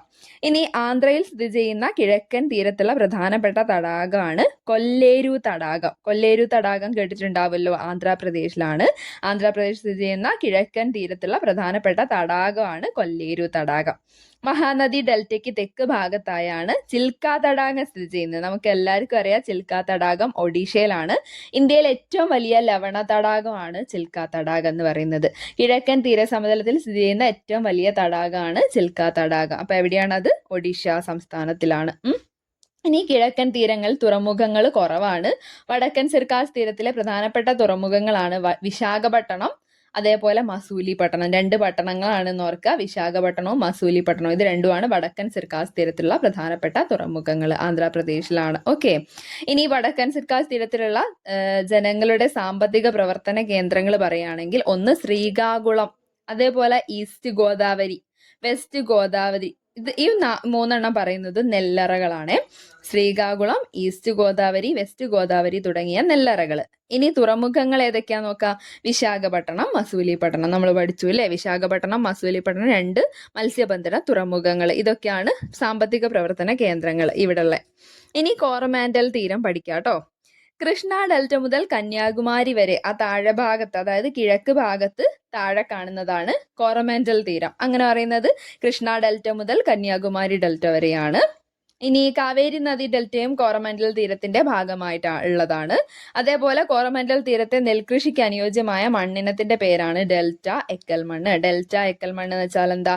കോറമാൻഡൽ തീരത്തുള്ള നെൽകൃഷിക്ക് അനുയോജ്യമായ മണ്ണിനം. ഓക്കെ, ഇനി കോറമൻഡൽ തീരത്തുള്ള പ്രധാനപ്പെട്ട തടാകം നോക്കുകയാണെങ്കിൽ പുലിക്കെട്ട് തടാകമാണ്. പുലിക്കെട്ട് തടാകം ആന്ധ്രാപ്രദേശിലാണ്. പുലിക്കെട്ട് തടാകത്തിന്റെ തീരത്തായിട്ടാണ് ഇന്ത്യയുടെ ശ്രീഹരിക്കോട്ട സ്ഥിതി ചെയ്യുന്നത്. അതാണ് ഇന്ത്യയുടെ റോക്കറ്റ് വിക്ഷേപണ കേന്ദ്രമാണ് ശ്രീഹരിക്കോട്ട. ഇത് സ്ഥിതി ചെയ്യുന്നത് പുലിക്കെട്ട് തടാകത്തിന്റെ തീരത്തായിട്ടാണ്. ഇനി ശ്രീഹരിക്കോട്ട ദ്വീപിനെ ബംഗാൾ ഉൾക്കടലിൽ നിന്ന് പുലിക്കെട്ട് തടാകമാണ് വേർതിരിക്കുന്നത്. അതിന്റെ ഗ്യാപ്പിലായിട്ടാണ് അത് സ്ഥിതി ചെയ്യുന്നത് എന്ന് ഓർക്കുക. ചെന്നൈ തീരത്തുള്ള പ്രസിദ്ധമായ വിനോദസഞ്ചാര കേന്ദ്രമാണ് മറീന ബീച്ച്. നമുക്ക് എല്ലാവർക്കും അറിയാം രണ്ടാമത്തെ, അതായത് ലോകത്തിൽ വെച്ചിട്ടുള്ള രണ്ടാമത്തെ ഏറ്റവും വലിയ നീളം കൂടിയ ബീച്ചാണ് Marina beach. Okay, Marina beach ഇന്ത്യയിൽ വെച്ചിട്ട് ഏറ്റവും വലുതാണ്, ലോകത്തിൽ വെച്ചിട്ട് രണ്ടാമത്തെയാണ്. അപ്പൊ ചെന്നൈ തീരത്തുള്ള പ്രസിദ്ധമായ വിനോദസഞ്ചാര കേന്ദ്രം കൂടിയാണ് മറീന ബീച്ച്. സെറ്റാണല്ലോ. ബ്രസീലിലുള്ള പ്രയാഡോ കാസിനോ ബീച്ച് എന്ന് പറഞ്ഞിട്ടൊരു ബീച്ച് ഉണ്ട്. ആ ബീച്ച് കഴിഞ്ഞാൽ വേൾഡിൽ സെക്കൻഡ് വൺ ആയിട്ട് വരുന്നതാണ് നമ്മളെ മറീന ബീച്ച് എന്ന് പറയുന്നത്. അപ്പോൾ ഇന്ത്യയിലെ ഏറ്റവും നീളമുള്ളതും ലോകത്തിലെ രണ്ടാമത്തെ നീളമേറിയതുമായ ബീച്ചാണ് മറീന ബീച്ച്. ഇതിന്റെ നീളം എന്ന് പറയുന്നത് 12 കിലോമീറ്റേഴ്സ് ആണ്, ഓർത്ത് വെച്ചേക്കാം. ഇനി കോറമൻഡൽ തീരത്തുള്ള പ്രധാനപ്പെട്ട മത്സ്യബന്ധന ഹാർബറുകളാണ് നാഗപട്ടണവും കടലൂരും. രണ്ടും തമിഴ്നാട്ടിലാണ്, നാഗപട്ടണം, കടലൂർ. സെറ്റാണല്ലോ. ഇനി കോറമൻഡൽ തീരസമതലത്തിലെ ജൈവവൈവിധ്യ സംരക്ഷണ കേന്ദ്രങ്ങളാണ് പുലിക്കെട്ട് തടാകം, പോയിന്റ് കാലിമർ പക്ഷി സങ്കേതം, അതേപോലെ പിച്ചവാരം കണ്ടൽക്കാടുകൾ. അപ്പോൾ ഓർത്ത് വെച്ചേക്കാം, പുലിക്കെട്ട് തടാകം, പോയിന്റ് കാലിമർ പക്ഷി സങ്കേതം, പിച്ചവാരം കണ്ടൽക്കാടുകൾ. ഇത് പിച്ചവാരം എന്ന് പറയുന്നത് തമിഴ്നാട്ടിലാണ്, പോയിന്റ് കാലിമറും തമിഴ്നാട്ടിൽ തന്നെയാണ്. പുലിക്കെട്ട് തടാകം ആന്ധ്രാപ്രദേശിലാണ്. നമ്മൾ പഠിച്ചു അല്ലേ. ഇനി ദ്വീപുകളിലേക്കാണ് നമ്മൾ കടക്കാൻ പോകുന്നത്. ഓക്കെ, ഇത്രയും നമ്മൾ തീരപ്രദേശത്തിനെ കുറിച്ചിട്ട് അതിന്റെ ക്ലാസിഫിക്കേഷൻസും കിഴക്കും പടിഞ്ഞാറും പറഞ്ഞു. അതിനെ ഓരോന്നിനെയും ക്ലാസിഫൈ ചെയ്തിട്ട് അതിനെ ഓരോന്നിനെയും എടുത്ത് പഠിച്ചു. ഇനി നമുക്ക് ദ്വീപുകളിലേക്ക് പോവാം. ദ്വീപ് എന്ന് പറയുമ്പം തീരത്തിനോടടുത്ത് ഇന്ത്യയുടെ ഭാഗമായി ചെറുദ്വീപുകളും 2 ദ്വീപ സമൂഹങ്ങളും കാണപ്പെടുന്നുണ്ട്. നമുക്കറിയാം ഏതൊക്കെയാ ദ്വീപ സമൂഹങ്ങൾ? ലക്ഷദ്വീപും ആൻഡമാൻ നിക്കോബാറും. അപ്പൊ ആ ലക്ഷദ്വീപ് ഏത് കടലിലാണ്? അറബിക്കടലിലാണ്. ആൻഡമാൻ നിക്കോബാർ ബംഗാൾ ഉൾക്കടലിലാണ്. ഓക്കെ, അതൊക്കെ അറിയാലോ, ബേസിക് ഫാക്ട്സ് ആണ്. അപ്പൊ ഫസ്റ്റ് വണ് ലക്ഷദ്വീപ് നമുക്ക് പഠിക്കാം. കേരളത്തിൽ നിന്ന് ഏകദേശം 280 മുതൽ 480 കിലോമീറ്റർ വരെ അകലെ അറബിക്കടലിൽ ലക്ഷദ്വീപ് സ്ഥിതി ചെയ്യുന്നു. പവിഴപ്പുറ്റുകളാൽ രൂപപ്പെട്ടതാണ് ലക്ഷദ്വീപ്. ഇത് PYQ ആണ് കേട്ടോ. പവിഴപ്പുറ്റുകളാൽ രൂപപ്പെട്ടതാണ് ലക്ഷദ്വീപ്. ലക്ഷദ്വീപുകൾക്ക് പൊതുവെ സമുദ്രനിരപ്പിൽ നിന്ന് ഉയരം കുറവാണ്. ഏകദേശം എത്ര വരും? 0.5 മുതൽ 0.7 മീറ്റർ വരെയാണ്. അപ്പം നമ്മൾ ഈ ഹിമാലയന്നൊക്കെ മഞ്ഞുരുകിയിട്ട് ഈ വെള്ളം വന്ന് കടലിലേക്ക് ചേരുമ്പോൾ നമ്മൾ ഈ ഓർക്കുക, ഈ ഒരു ലക്ഷദ്വീപിന്റെ അത് മുങ്ങി മുങ്ങി മുങ്ങി വരുവാണ് അല്ലേ. അപ്പൊ ആഗോളതാപനമൊക്കെ കൂടിയാലുള്ള പ്രശ്നങ്ങളൊക്കെ നമ്മൾ പഠിക്കുമ്പോൾ ഈ ദ്വീപുകളൊക്കെ ഇല്ലാണ്ടാവുന്നതാണ് അതിന്റെ മെയിൻ ആയിട്ടുള്ള പ്രോബ്ലം എന്ന് മനസ്സിലാക്കുക കേട്ടോ. അപ്പൊ താഴെ ഭാഗത്തായിട്ടാണ് സ്ഥിതി ചെയ്യുന്നത്. എത്രയാ ഹൈറ്റ്? 0.5 മുതൽ 0.7 മീറ്റർ വരെയാണ്. ഓക്കെ, ഇനി ലക്ഷദ്വീപ് സമൂഹത്തിലെ ആകെ ദ്വീപുകൾ പറയുകയാണെങ്കിൽ 36 ദ്വീപുകളുണ്ട്. ഇത് PYQ ആണ് കേട്ടോ. ലക്ഷദ്വീപ് സമൂഹത്തിലെ ജനവാസമുള്ള ദ്വീപുകളുടെ എണ്ണം 10 ആണ്, ഇമ്പോർട്ടൻ്റ് ആണ്. ഈ ഒരു ഏരിയ ഒക്കെ PSCക്ക് നല്ല ഇഷ്ടമുള്ള ഏരിയ ആണ്. അതായത് ഏറ്റവും വലിയ ദ്വീപ് ഏതാണ്, ചെറിയ ദ്വീപാണ്, എത്ര എണ്ണം ജനവാസം ഉള്ളത്, അതൊക്കെ ഒരുപാട് വട്ടം ചോദിച്ച ക്വസ്റ്റ്യൻ ആണ്. അപ്പൊ ജനവാസം ഉള്ളത് 10 എണ്ണത്തിലാണ് എന്ന് മനസ്സിലാക്കുക. തലസ്ഥാനം കവരത്തിയാണ്, ഏറ്റവും വലുത് ആന്ത്രോത്താണ്, ഏറ്റവും ചെറുത് ബിത്ര ആണ്. അപ്പൊ ഓർത്ത് വെച്ചേക്ക, തലസ്ഥാനം കവരത്തി, വലുത് ആന്ത്രോത്ത്, ചെറുത് ബിത്ര. ഓക്കെ, ബിത്ര എന്ന് പറയുമ്പോൾ കുഞ്ഞു വേർഡല്ലേ, അപ്പൊ ചെറിയ ദ്വീപിന്റെ പേരാണ് ബിത്ര. ഓക്കെ, ഇനി പവിഴജന്യ മണൽ ബീച്ചുകളും ലഗൂണുകളും ആണ് ലക്ഷദ്വീപിലെ പ്രധാനപ്പെട്ട സവിശേഷതകൾ. ഓക്കെ, ലക്ഷദ്വീപിലെ പ്രധാനപ്പെട്ട പരമ്പരാഗത തൊഴിലാണ് മത്സ്യബന്ധനം. മറ്റ് തൊഴിലുകൾ എന്ന് പറഞ്ഞാൽ ഒന്ന് കൊപ്ര നിർമ്മാണമാണ്, അവിടെ ഒരുപാട് തെങ്ങുകളൊക്കെ ഉണ്ട് കേട്ടോ. പിന്നെ കയർ നിർമ്മാണമാണ്. സെറ്റാണല്ലോ. ഇനി ലക്ഷദ്വീപിൽ നിന്ന് ലഭിക്കുന്ന പ്രധാനപ്പെട്ട മത്സ്യമാണ് ചൂര. ഈ ചൂര ഉപയോഗിച്ചിട്ട് അവർ ഒരു ഉൽപ്പന്നം ഉണ്ടാക്കും, അതിൻ്റെ പേരാണ് ടൊമാസ് എന്ന് പറയുന്നത്. മാസ്, മത്സ്യം ഉണക്കിയെടുത്ത്, ചൂര മത്സ്യം ഉണക്കിയെടുത്ത് ഉണ്ടാക്കുന്ന ഒരു ഉൽപ്പന്നമാണ് മാസ്. ലക്ഷദ്വീപിലെ പ്രധാനപ്പെട്ട കാർഷിക വിള പറയുകയാണെങ്കിൽ തെങ്ങ് തന്നെയാണ്. അവിടുന്ന് അവരെന്തൊക്കെ ഉൽപ്പാദിപ്പിക്കുന്നുണ്ട്? കൊപ്ര നിർമ്മാണം, കയർ നിർമ്മാണം, ഇതൊക്കെയാണ് അവരെ ജോലികൾ കേട്ടോ.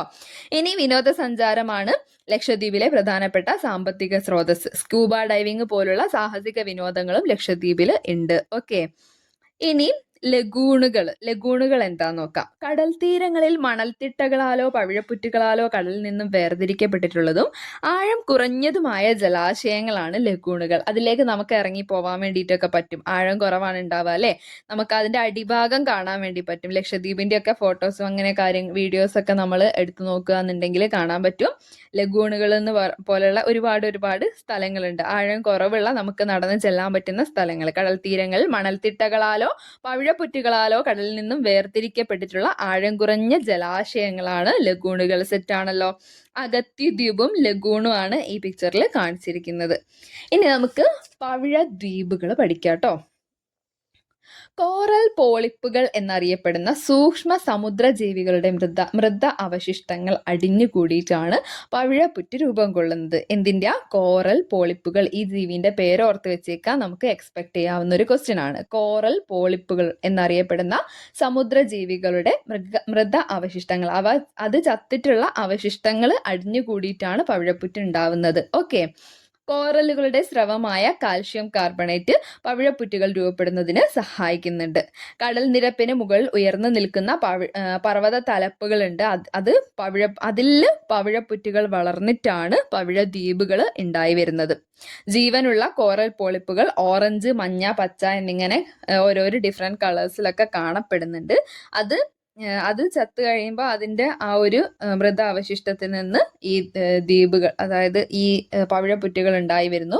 അതിപ്പം പർവ്വത തലപ്പുകളിലാണെങ്കിൽ അത് പവിഴദ്വീപ് എന്നാണ് അറിയപ്പെടുക. ഓക്കെ, ഇനി വിവിധ ഇനം മത്സ്യങ്ങളുടെയും സമുദ്രജീവികളുടെയും ആവാസ കേന്ദ്രമാണ് ഇത്തരം പവിഴപ്പുറ്റുകൾ. പിന്നെ ഉഷ്ണമേഖലയിൽ തീരത്തിനോട് ചേർന്ന് തെളിഞ്ഞ ജലമുള്ള താരതമ്യേന ആഴം കുറഞ്ഞ കടലുകളിലാണ് പവിഴപ്പുറ്റുകളൊക്കെ വളർന്നു വരുന്നത്. പവിഴപ്പുറ്റുകൾ പൊതുവെ കാണപ്പെടുന്ന പ്രദേശങ്ങളാണ് Lakshadweep, Gulf of Kutch, Gulf of Mannar, Andaman Nicobar. Okay, Lakshadweep, Gulf of Kutch, Gulf of Mannar, Andaman Nicobar, ഈ സ്ഥലങ്ങളിലൊക്കെ പവിഴദ്വീപുകൾ കാണപ്പെടുന്നുണ്ട്. ഗൾഫ് ഓഫ് കച്ച് നമുക്കറിയാം ഗുജറാത്തിലാണ്, ഗൾഫ് ഓഫ് മാന്നാർ തമിഴ്നാട്ടിലാണ്. ഈ ഗൾഫ് ഓഫ് മാന്നാർ PYQ ആണ് കേട്ടോ, തമിഴ്നാട്ടിലാണ്. ഇനി ആൻഡമാൻ നിക്കോബാർ ദ്വീപുകൾ പഠിക്കാം. ആൻഡമാൻ നിക്കോബാർ ദ്വീപുകൾ അഗ്നിപർവ്വതജന്യ ദ്വീപുകളാണ്. അപ്പം ഈ ലക്ഷദ്വീപ് എന്ന് പറയുന്നത് പവിഴദ്വീപുകളാണ്, എന്നാൽ ആൻഡമാൻ നിക്കോബാർ ദ്വീപുകൾ എന്ന് പറയുന്നത് അഗ്നിപർവ്വതജന്യ ദ്വീപുകളാണ്. ഓക്കെ, ഇന്ത്യയിലെ ഏക സജീവ അഗ്നിപർവ്വതം എന്ന് പറയുന്നത് ബാരൻ ദ്വീപാണ്. PYQ ആണ്. വടക്കൻ ആൻഡമാനിലാണ് ബാരൻ ദ്വീപ് സ്ഥിതി ചെയ്യുന്നത്. ആൻഡമാൻ നിക്കോബാറിലുള്ള ഏകദേശം ദ്വീപുകളുടെ എണ്ണം 572 ആണ്. കമ്പയർ ചെയ്യുക, നമ്മൾ ലക്ഷദ്വീപ് 36 പഠിച്ചത്, എന്നാൽ ആൻഡമാൻ നിക്കോബാറിൽ എത്ര എണ്ണം ഉണ്ട്? 572 ഉണ്ട്. ഓക്കെ ആണല്ലോ. ആൻഡമാൻ നിക്കോബാർ ദ്വീപിൽ ജനവാസമുള്ള ദ്വീപുകളുടെ എണ്ണം എന്ന് പറയുന്നത് 38 ആണ്, എന്നാൽ ലക്ഷദ്വീപിൽ 10 ആണ്. ഓക്കെ, നമ്മൾ പഠിക്കുന്ന സമയത്ത് അങ്ങോട്ടും ഇങ്ങോട്ടും കമ്പയർ ചെയ്ത് പഠിച്ചു കഴിഞ്ഞിട്ടുണ്ടെങ്കിൽ നമുക്ക് മറന്നു പോവില്ല. അപ്പം 572, 38, മറ്റൊരിടത്തിൽ എത്രയായിരുന്നു? 36, 10. ഓക്കെ, ഇനി ആൻഡമാൻ നിക്കോബാർ ദ്വീപിലെ മിക്ക ദ്വീപുകളും തദ്ദേശീയ ഗോത്ര ജനവിഭാഗങ്ങളാണ് അധിവസിക്കുന്നത്. അതുകൊണ്ട് തന്നെ അധികം ആൾക്കാർക്ക് അങ്ങോട്ട് പ്രവേശിക്കാൻ പറ്റാത്ത ഒരു സിറ്റുവേഷൻ ആണ് ഉണ്ടാവുക. അവിടെ നിന്നൊക്കെ ആക്രമണങ്ങളൊക്കെ ഉണ്ടാവും. നമ്മൾ ഇവിടുന്ന് അങ്ങോട്ട് പോകുന്ന സമയത്ത് അവിടെയുള്ള ആ തദ്ദേശീയ ഗോത്ര ജനവിഭാഗങ്ങളൊക്കെ ആക്രമിക്കുകയൊക്കെ ചെയ്യും. ഓക്കെ, ഇനി കേന്ദ്രഭരണ പ്രദേശമായ ആൻഡമാൻ നിക്കോബാർ ദ്വീപുകളുടെ തലസ്ഥാനം എന്ന് പറയുന്നത് ശ്രീവിജയപുരമാണ്. ഇത് വെരി വെരി ഇമ്പോർട്ടൻ്റ് ആണ്. ഇതൊരു കറണ്ട് ഫാക്റ്റ് ആണ്. ഇതിന്റെ പഴയ പേര് പോർട്ട് ബ്ലെയർ എന്നായിരുന്നു. നമുക്കൊക്കെ പരിചയമുള്ള പോർട്ട് ബ്ലെയറിന്റെ ഇപ്പോഴത്തെ പേരാണ് ശ്രീവിജയപുരം. നോട്ട് ചെയ്ത് വെച്ചേക്കുക. ഇത് നമുക്ക് എപ്പോഴെങ്കിലും ഒരു ക്വസ്റ്റ്യൻ ആയിട്ട് PSC ചോദിക്കും. ഷുവർ ആണ്. ഓക്കെ. ഒഞ്ച്, ജരാവ, സെന്റിനലസ്, ഷോംപെൻ, ഗ്രേറ്റ് ആൻഡമാനീസ്, നിക്കോബാറീസ് എന്നിവരാണ് ആൻഡമാൻ നിക്കോബാർ ദ്വീപുകളിലെ പ്രധാനപ്പെട്ട ആദിവാസി വിഭാഗങ്ങൾ. ഓക്കെ, ആ ഗോത്ര വിഭാഗങ്ങളുടെ പേരാണ് ഓർത്ത് വെച്ചേക്ക. ഒഞ്ച്, ജരാവ, സെന്റിനലസ്, ഷോംപെൻ, ഗ്രേറ്റ് ആൻഡമാനീസ്, നിക്കോബാറീസ്. ഓക്കെ. ഇനി ഇന്ത്യയുടെ ഏറ്റവും തെക്കേ അറ്റത്തിനെ പറയുന്ന പേരാണ് ഇന്ദിരാ പോയിന്റ്. ഇന്ദിരാ പോയിന്റ് എന്ന് പറയുന്നത് ഗ്രേറ്റ് നിക്കോബാർ ദ്വീപിലാണ് സ്ഥിതി ചെയ്യുന്നത്. ഇന്ദിരാ കോൾ നമുക്കറിയാം, കാശ്മീരിൽ നമ്മൾ പഠിച്ചതാണ്. ഏറ്റവും ടോപ്പിലായിട്ടുള്ള സ്ഥലമാണ്. ഇന്ദിരാ പോയിന്റ് എന്ന് പറയുമ്പോൾ ഏറ്റവും താഴെ ഭാഗത്തായിട്ടാണ്. അതാണ് ഗ്രേറ്റ് നിക്കോബാർ ദ്വീപിലാണ്. ഓക്കെ. ഇനി റോസ് ഐലൻഡ് സ്ഥിതി ചെയ്യുന്നത് നോർത്ത് ആൻഡമാനിലാണ്. ആൻഡമാന്റെ ആദ്യത്തെ തലസ്ഥാനമായിരുന്ന ദ്വീപാണ് റോസ് ദ്വീപ്. പോർട്ട് ബ്ലെയർ സ്ഥിതി ചെയ്യുന്നത് സൗത്ത് ആൻഡമാനിലാണ്. ഓക്കെ. ഇനി north Andaman, middle Andaman, lower Andaman, little Andaman എന്നിങ്ങനെ ആൻഡമാനിലെ പ്രധാനപ്പെട്ട ദ്വീപുകൾ ഒക്കെ പേരുകളുണ്ട്. ഓക്കെ. ഈ പിക്ചർ നോക്കി വെച്ചേക്ക്. ആൻഡമാൻ നിക്കോബാർ ദ്വീപുകളാണ് ഇവിടെ കാണിച്ചിരിക്കുന്നത്. Car Nicobar, little Nicobar, great Nicobar എന്നിവ നിക്കോബാറിലുള്ള പ്രധാനപ്പെട്ട ദ്വീപുകളാണ്. ഇനി ആൻഡമാൻ നിക്കോബാർ ദ്വീപിനെ ആൻഡമാൻ ദ്വീപുകൾ, നിക്കോബാർ ദ്വീപുകൾ എന്നിങ്ങനെ 2 ഭാഗങ്ങളായി വേർതിരിക്കുന്ന കടൽ ഭാഗം അറിയപ്പെടുന്നത് 10 ഡിഗ്രി ചാനൽ എന്നാണ്. 10 ഡിഗ്രി ചാനൽ ഓർത്ത് വെച്ചേക്കാം. ആൻഡമാൻ ദ്വീപ്, നിക്കോബാർ ദ്വീപ് എന്നിങ്ങനെ ഡിഫറെന്റ് 2 എണ്ണമായി തിരിക്കുന്ന അതിന്റെ ഇടയ്ക്ക് കൂടി കടന്നു പോകുന്നതാണ് 10 ഡിഗ്രി ചാനൽ. ഓർത്ത് വെച്ചേക്കാം കേട്ടോ. ഇനി ലിറ്റിൽ ആൻഡമാനെയും കാർ നിക്കോബാറിനെയും വേർതിരിക്കുന്ന ചാനലാണ് 10 ഡിഗ്രി ചാനൽ. അതേപോലെ ഡെങ്കൻ പാസേജ് ഓർത്ത് വെച്ചേക്കാം. ലിറ്റിൽ ആൻഡമാനെയും ലോവർ ആൻഡമാനെയും വേർതിരിക്കുന്നതാണ്.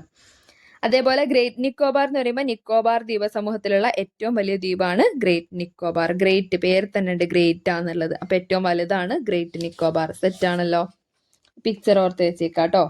ഇനി മണൽ ബീച്ചുകൾ, പാറക്കെട്ടുകൾ, ക്ലിഫുകൾ, വേലിയേറ്റ ചാലുകൾ തുടങ്ങിയ ആൻഡമാൻ നിക്കോബാർ ദ്വീപുകളുടെ സവിശേഷതയാണ്. എന്തൊക്കെയുണ്ട്? മണൽ ബീച്ചുകൾ കാണപ്പെടുന്നുണ്ട്, പാറക്കെട്ടുകൾ, ക്ലിഫുകൾ, വേലിയേറ്റ ചാലുകൾ ഒക്കെ ആൻഡമാൻ നിക്കോബാറിലുണ്ട്. സമുദ്ര കമാനമുള്ള നെയിൽ ദ്വീപ് സ്ഥിതി ചെയ്യുന്നത് നോർത്ത് ആൻഡമാനിലായിട്ടാണ്. ആൻഡമാൻ നിക്കോബാർ ദ്വീപുകൾ ഉയർന്ന തോതിൽ മഴ ലഭിക്കുന്നുണ്ട്. അതിനാൽ ഉഷ്ണമേഖലാ നിത്യഹരിത വനങ്ങൾ കാണപ്പെടുന്നുണ്ട്.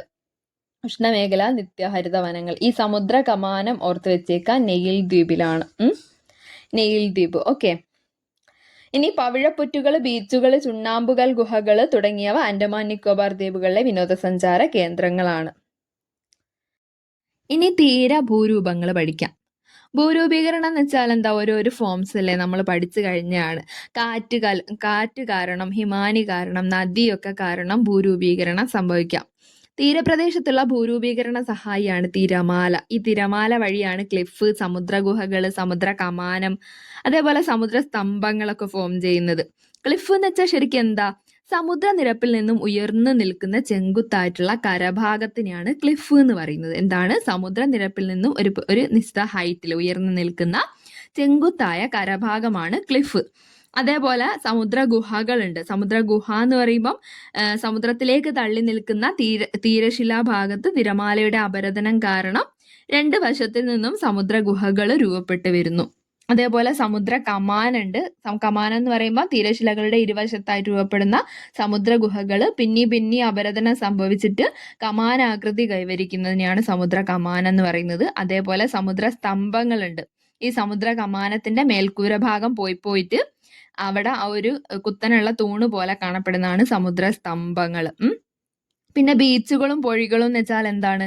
രണ്ടും തിരമാലയുടെ പ്രവർത്തന ഫലമായിട്ട് തീരദേശത്ത് രൂപപ്പെടുന്ന നിക്ഷേപണ ഭൂരൂപങ്ങളാണ് ബീച്ചുകളും പൊഴികളും ഒക്കെ. ബീച്ച് എന്ന് പറയുമ്പം അത് പെർമനന്റ് ആയിട്ടുള്ളതാണോ? അല്ല കേട്ടോ, താൽക്കാലിക നിക്ഷേപമാണ്. അതായത് വേലിയേറ്റ നിരപ്പിനും വേലിയിറക്ക നിരപ്പിനും ഇടയിൽ തിരമാലയുടെ നിക്ഷേപണ പ്രവർത്തനത്താൽ മണലും ചരലും ഒക്കെ അടിഞ്ഞു രൂപപ്പെടുന്ന താൽക്കാലികമായിട്ടുള്ള നിക്ഷേപങ്ങളെയാണ് ബീച്ചുകൾ എന്ന് പറയുന്നത്. വേലികൾ ടെക്സ്റ്റ് ബുക്കിൽ ഇതേപോലെ കൊടുത്തിട്ടുണ്ട്. ടെക്സ്റ്റ് ബുക്കിലുള്ള ഇമേജസ് വെരി ഇമ്പോർട്ടൻ്റ് ആണ് കേട്ടോ, നമ്മൾ നോക്കി വെക്കുക. നിശ്ചിത സമയം ഇടവിട്ട് സമുദ്ര ജലനിരപ്പിന് ഉണ്ടായിക്കൊണ്ടിരിക്കുന്ന ഉയർച്ചയും താഴ്ചയുമാണ് വേലികൾ എന്ന് പറയുന്നത്. ഈ ചിത്രത്തിൽ നോക്കുക. ഒന്നില് വെള്ളം അങ്ങോട്ട് കയറി വന്നിട്ടുണ്ട് അല്ലേ. സമുദ്രജലം വിതാനത്തിന്റെ ഉയർച്ച അതിനെയാണ് വേലിയേറ്റം എന്ന് പറയുന്നത്. താഴ്ചേനെയാണ് വേലിയിറക്കം എന്ന് പറയുന്നത്. വേലിയേറ്റം ഉണ്ടാകാനുള്ള കാരണങ്ങൾ എന്തൊക്കെയാ? ഭൂമിയുടെ മേൽ ചന്ദ്രനും സൂര്യനും ചെലുത്തുന്ന ഗുരുത്വാകർഷണം ആണ് കേട്ടോ. ഭൂമിയുടെ ഭ്രമണ ഫലമായി ഉണ്ടാകുന്ന അപകേന്ദ്രബലം കാരണവും വേലിയേറ്റം ഉണ്ടാകുന്നുണ്ട്. ഓക്കെ, വേലിയേറ്റത്തിന് 2 റീസൺസ് ആണ് പറഞ്ഞത്. ഒന്ന് ഗുരുത്വാകർഷണം, രണ്ടാമത്തത് ഭ്രമണ ഫലമായിട്ടുള്ള അപകേന്ദ്രബലം. വേലിയേറ്റം സൃഷ്ടിക്കാനുള്ള ചന്ദ്രന്റെ കഴിവ് സൂര്യൻ്റെതിനേക്കാൾ 2 മടങ്ങ് കൂടുതലാണ്. ചില ബുക്കുകളിൽ ഞാൻ കണ്ടിട്ടുണ്ട് കേട്ടോ, ഈ ചന്ദ്രൻ കാരണമാണ് വേലിയേറ്റം ഉണ്ടാവുന്നത് എന്നുള്ളത്. അങ്ങനെ ചോദിച്ചാലും ആൻസർ ശരി തന്നെയാണ്. കാരണം സൂര്യൻ്റെക്കാട്ടിലും സ്വാധീനം ആർക്കാണ്? ചന്ദ്രനാണ്. ഓക്കെ, വേലിയേറ്റം ഉണ്ടാവാനുള്ള റീസൺ ചന്ദ്രനാണ് എന്ന് പറയുന്നത് ഓക്കെ ആണ് കേട്ടോ. ഇനി കടൽ തീരത്തിന് സമാനമായി തിരമാലകളുടെ നിക്ഷേപണ പ്രവർത്തനത്താൽ രൂപപ്പെടുന്ന താൽക്കാലിക മണൽത്തിട്ടകളാണ് പൊഴികൾ, സാൻഡ് ബാങ്ക്സ് എന്നൊക്കെ പറയും. നമ്മളെ വടകരയിലൊക്കെ സാൻഡ് ബാങ്ക് ഉണ്ട്, പൊഴികൾ താൽക്കാലികമായിട്ടുള്ള മണൽത്തിട്ടകളാണ് കേട്ടോ. ഇനി കരയിൽ നിന്നും കടലിലേക്ക് നീണ്ടു നിൽക്കുന്ന മണൽത്തിട്ടകളാണ് മണൽ നാക്കുകൾ എന്നറിയപ്പെടുന്നത്. സ്പിറ്റ് എന്ന് പറയും ഇംഗ്ലീഷിൽ. ഓക്കെ, മണൽ നാക്കുകൾ കരയിൽ നിന്നും കടലിലേക്ക് നീണ്ടു നിൽക്കുന്ന മണൽത്തിട്ടകളാണ്. ഇനി ഉൾക്കടൽ നോക്കാം. സമുദ്രത്തിന്റെ ഒരു ഭാഗം കരയ്ക്കുള്ളിലേക്ക് കയറി കിടക്കുന്നതിനെയാണ് ഉൾക്കടൽ എന്ന് പറയുന്നത്. ഓക്കെ, ഇനി നമുക്ക് ഈ തീരപ്രദേശത്തും ദ്വീപിലും ഒക്കെ ഉള്ള കാലാവസ്ഥയെ കുറിച്ചിട്ടാണ് പഠിക്കാനുള്ളത്. ഇന്ത്യ ഉൾപ്പെടുന്നത് ഉഷ്ണമേഖലയിലാണെങ്കിലും ഇന്ത്യയുടെ തീരപ്രദേശത്തൊക്കെ മിതമായ കാലാവസ്ഥയാണ് അനുഭവപ്പെടുന്നത്. സമുദ്ര സാമീപ്യം ഉള്ളത് കൊണ്ട് തന്നെ തീരപ്രദേശങ്ങൾ അത്യുഷ്ണമോ അതിശൈത്യമോ ഒന്നും അനുഭവപ്പെടാറില്ല. ഓക്കെ, കര പെട്ടെന്ന് ചൂടുപിടിക്കും, വേഗത്തിൽ തണുക്കുകയും ചെയ്യുന്നു. കടൽ സാവധാനത്തിലാണ് ചൂടുപിടിക്കുകയും തണുക്കുകയും ഒക്കെ ചെയ്യുന്നത്. കരയിലും കടലിലും വ്യത്യസ്തമായി ചൂടുപിടിക്കുന്നത് കാരണം കടൽക്കാറ്റും കരക്കാറ്റും ഉണ്ടാവുന്നുണ്ട്. ഓക്കെ, എവിടുന്നാണോ വീശുന്നത് ആ ഒരു രീതിക്കാണ് നമ്മൾ കാറ്റിന് പേര് കൊടുക്കുന്നത്. അപ്പോൾ കടൽക്കാറ്റ് എന്ന് പറഞ്ഞാൽ എവിടുന്നാണ്? കടലിൽ നിന്നാണ്. കടൽ പകൽ എന്ന് പഠിക്കാം. അപ്പൊ കടൽ പകൽ, കടൽക്കാറ്റ് വീശുന്നത് പകൽ സമയത്താണ്. കരക്കാറ്റ് വീശുന്നതാണെങ്കിൽ രാത്രി സമയത്താണ്. കര എന്നുള്ളതിൽ ഉണ്ടല്ലോ, രാത്രിയിലും ഉണ്ട്. അപ്പൊ കര രാത്രി, പകൽ കടൽ. ഓക്കെ, സെറ്റാണല്ലോ. ആ ഒരു താളത്തിലാണ് അത് രണ്ടും വന്നിരിക്കുന്നത്. നമുക്ക് പഠിക്കാൻ എളുപ്പമാണ്. ഓക്കെ, ഇനി കടൽക്കാറ്റും കരക്കാറ്റും തീരപ്രദേശത്തെ ദിനാന്തരീക്ഷ സ്ഥിതി മിതപ്പെടുത്തുന്നതിൽ മുഖ്യ പങ്ക് വഹിക്കുന്നുണ്ട്. ഓക്കെ, ഈ ഒരു കരക്കാറ്റും കടൽക്കാറ്റും ഫോം ചെയ്യുന്ന രീതികൾ നമുക്ക് ടെക്സ്റ്റ് ബുക്കിൽ എടുത്തു പറഞ്ഞിട്ടുണ്ട്. തീരപ്രദേശങ്ങൾ പകൽ സമയങ്ങൾ കര വേഗം ചൂട് പിടിക്കുന്നു. അതിന്റെ ഫലമായി കരഭാഗത്തുള്ള വായുവൊക്കെ മുകളിലേക്ക് ഉയരും. അങ്ങനെ ന്യൂനമർദ്ദം സൃഷ്ടിക്കപ്പെടും. പകൽ സമയങ്ങളിൽ കടലിൽ താരതമ്യേന ചൂട് കുറവായിരിക്കും, ഉച്ചമർദ്ദമായിരിക്കും. എപ്പോഴും ഉച്ചമർദ്ദത്തിൽ നിന്നും മർദ്ദം കുറഞ്ഞ ഭാഗത്തേക്ക്, ന്യൂനമർദ്ദത്തിലേക്കാണ് കാറ്റ് വീശുന്നത്. അപ്പോൾ ഉച്ചമർദ്ദമുള്ള കടലിൽ നിന്ന് പകൽ സമയത്ത് ന്യൂനമർദ്ദമുള്ള കരയിലേക്ക് വീശുന്ന കാറ്റാണ് കടൽക്കാറ്റ്. സെറ്റാണല്ലോ. ഇനി രാത്രികാലങ്ങളിൽ കരപ്രദേശത്ത് ചൂട് താരതമ്യേന വേഗത്തിൽ കുറയുന്നു. അപ്പോൾ ഉച്ചമർദ്ദമാണ് രൂപപ്പെടുന്നത്. രാത്രികാലങ്ങളിൽ കടലിൽ നിന്ന് കരയേക്കാൾ താരതമ്യേന ചൂട് കൂടുതലായതിനാൽ ന്യൂനമർദ്ദമാണ് അനുഭവപ്പെടുന്നത്. അപ്പൊ കരയേക്കാൾ താരതമ്യേന ചൂട് കൂടുതൽ എവിടെയാണ്? ഈ കടലിലായിരിക്കും ഉണ്ടാവുക. ഓക്കെ, അപ്പോൾ ഉച്ചമർദ്ദ മേഖലയായ കരയിൽ നിന്നും ന്യൂനമർദ്ദ മേഖലയായ കടലിലേക്ക് വീശുന്ന കാറ്റാണ് കരക്കാറ്റ്. ഓക്കെ, നമ്മളെ തീരദേശ കാലാവസ്ഥയെ സ്വാധീനിക്കുന്ന 2 ഘടകങ്ങളാണുള്ളത്. ഒന്ന് സമുദ്ര സാമീപ്യമാണ്, അതേപോലെ തന്നെ ഇമ്പോർട്ടൻസ് ഉള്ളതാണ് മൺസൂൺ കാറ്റുകൾ. അപ്പൊ മൺസൂൺ കാറ്റ് എന്താണെന്ന് നോക്കാം. തെക്ക് പടിഞ്ഞാറൻ മൺസൂൺ ആണ് നമുക്ക് ഏറ്റവും മഴ തരുന്നതെന്ന് പഠിച്ചിട്ടുണ്ട് അല്ലേ. മൺസൂൺ കാറ്റുകൾ ആദ്യം എത്തുന്നത് ദ്വീപുകളിലും ഇതേപോലെയുള്ള തീരപ്രദേശങ്ങളിലുമാണ്. നമുക്കറിയാം കേരളത്തിലാണ് ഈ മൺസൂണിന്റെ കവാടം എന്നറിയപ്പെടുന്നത് കേരളമാണ്. ഓക്കെ, അറബിക്കടലിലൂടെ എത്തുന്ന തെക്ക് പടിഞ്ഞാറൻ മൺസൂൺ കാറ്റുകൾ പശ്ചിമഘട്ട മലനിരകളിൽ തട്ടിയിട്ട് പടിഞ്ഞാറൻ തീരസമതലം ഫുള്ള് നല്ല മഴ നൽകുന്നുണ്ട്. മൺസൂണിന്റെ പിൻവാങ്ങൽ കാലം എന്ന് വിശേഷിപ്പിക്കുന്ന കാലമാണ് വടക്കുകിഴക്കൻ മൺസൂൺ. അത് കോറമാൻഡൽ തീരത്താണ് മഴ നൽകുന്നത്. അപ്പൊ വടക്കുകിഴക്കൻ മൺസൂൺ കാരണം എവിടെയാ ഏറ്റവും കൂടുതൽ മഴ കിട്ടുന്നത്? അത് കോറമാൻഡൽ തീരത്താണ്. ഇനി കിഴക്കൻ തീരങ്ങളിൽ കോറമാൻഡൽ തീരത്ത് മഴ ലഭിക്കുന്നത് ഒക്ടോബർ നവംബർ മാസങ്ങളിലായിട്ടാണ്. ഇനി മൺസൂൺ കാറ്റുകളുടെ പിൻവാങ്ങൽ കാലമായിട്ടുള്ള ഒക്ടോബർ നവംബർ മാസങ്ങളിൽ കേരളത്തിലും മഴ ലഭിക്കുന്നുണ്ട്.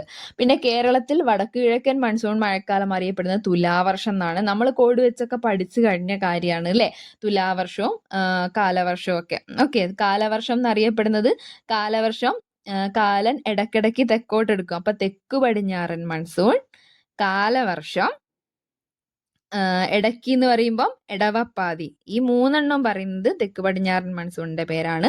മാറിപ്പോവാതിരിക്കാൻ വേണ്ടിയിട്ട് നമ്മൾ കോഡുണ്ടാക്കി മുന്നേ പഠിച്ചു കഴിഞ്ഞതാണ്. ഇനി തുലാവർഷം എന്നറിയപ്പെടുന്നത് വടക്ക് കിഴക്കൻ മൺസൂണാണ്. സെറ്റാണല്ലോ. ഇനി ബംഗാൾ ഉൾക്കടലിൽ രൂപപ്പെടുന്ന ചക്രവാതങ്ങളാണ് കിഴക്കൻ തീരത്ത് മഴ ലഭിക്കുന്നതിന് കാരണമായ വടക്ക് കിഴക്കൻ മൺസൂണിന് കാരണം. ഓക്കെ. ഇനി മണ്ണ് നമ്മൾ എല്ലാ പാഠത്തിലും എല്ലാ ഭൂപ്രകൃതി വിഭാഗങ്ങൾ പഠിച്ചപ്പോഴും അവിടുത്തെയൊക്കെ നൈസർഗിക സസ്യജാലങ്ങളും മണ്ണും കാലാവസ്ഥയും ഒക്കെ പഠിച്ചിട്ടുണ്ട്. അതുപോലെ തന്നെ ഇപ്പൊ തീരപ്രദേശത്തുള്ള മണ്ണിനെ പറ്റിയിട്ടാണ് നോക്കാൻ പോകുന്നത്. നദികളുടെയും തിരമാലകളുടെയും നിക്ഷേപണ പ്രക്രിയയിലൂടെ രൂപപ്പെടുന്ന മണ്ണാണ് നിക്ഷേപണ മണ്ണ്. തീരപ്രദേശത്ത് പൊതുവേ കാണപ്പെടുന്ന മണ്ണാണ് ഈ നിക്ഷേപണ മണ്ണ്. മണൽ നിറഞ്ഞ മണ്ണാണ്. മഞ്ഞയും ചുവപ്പും നിറമുള്ള ലാറ്ററൈറ്റ് മണ്ണ്, കറുത്ത മണ്ണ്, ജൈവാംശം കൂടിയ പീറ്റ് മണ്ണ് എന്നിവയൊക്കെ പടിഞ്ഞാറൻ തീരത്ത് കാണപ്പെടുന്നുണ്ട്. പിന്നെ കിഴക്കൻ തീരത്തുള്ള മണ്ണാണെങ്കിലോ എക്കൽ മണ്ണ്. അതേപോലെ കിഴക്കൻ തീരങ്ങൾ ചില സ്ഥലങ്ങളിലൊക്കെ ചെങ്കൽ മണ്ണും കറുത്ത മണ്ണും ഒക്കെ കാണപ്പെടുന്നുണ്ട്. തീരപ്രദേശങ്ങളും മണ്ണിനങ്ങളും എന്ന് പറഞ്ഞിട്ടൊരു ടേബിൾ ഇതുപോലെ കൊടുത്തിട്ടുണ്ട്. ഗുജറാത്ത് തീരപ്രദേശത്ത് കറുത്ത മണ്ണ്, തീരദേശ മണ്ണ്, എക്കൽ മണ്ണ്, ലവണ മണ്ണൊക്കെയാണ് കാണപ്പെടുന്നത്. കൊങ്കണിലാണെങ്കിൽ കറുത്ത മണ്ണും ലാറ്ററൈറ്റ് മണ്ണും. ലാറ്ററൈറ്റ് മണ്ണ് നമുക്കറിയാം, ഈ ചെങ്കൽ മണ്ണ് എന്ന് പറയുന്നതാണ് ലാറ്ററൈറ്റ് മണ്ണ് കേട്ടോ. പിന്നെ മലബാർ തീരപ്രദേശത്ത് എക്കൽ മണ്ണും പീറ്റ് മണ്ണും. പിന്നെ കിഴക്കാണെന്നുണ്ടെങ്കിൽ തീരദേശ എക്കൽ മണ്ണ്, അതേപോലെ ഡെൽറ്റ എക്കൽ മണ്ണ്. പിന്നെ ലക്ഷദ്വീപിൽ പവിഴ മണൽ മണ്ണാണ്. പവിഴദ്വീപാണ് നമ്മൾ പഠിച്ചത്. അപ്പൊ പവിഴ മണൽ മണ്ണാണ് ലക്ഷദ്വീപിലുള്ളത്. വെള്ള മണൽത്തരിയാണ്. ഓക്കെ. പിന്നെ ആൻഡമാൻ നിക്കോബാർ ദ്വീപ് എന്ന് പറയുമ്പോൾ സമുദ്രജന്യ മണൽ മണ്ണ്, പിന്നെ എക്കൽ മണ്ണ്. ഓക്കെ, ഒന്ന് നോക്കി വെച്ചേക്കാട്ടോ.